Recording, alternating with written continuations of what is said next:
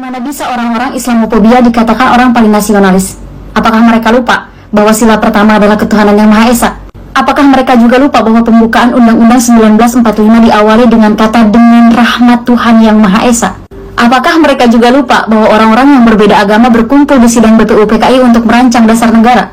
Dan apakah kalian juga sadar bahwa Islamophobia juga adalah bentuk intoleransi yang nyata?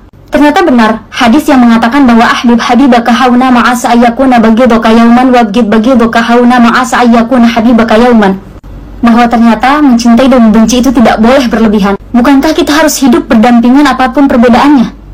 Seharusnya kita sama-sama kerja dan bekerja sama untuk menghapuskan Islamophobia atau kebencian kepada agama lain. Dan bukankah kita sama-sama tahu bahwa di Indonesia ada banyak hal yang harus diperbaiki bersama, bahkan lebih urgent daripada menebar kebencian satu sama lain? Kalau bukan kita yang menjaga keutuhan bangsa kita sendiri, siapa lagi?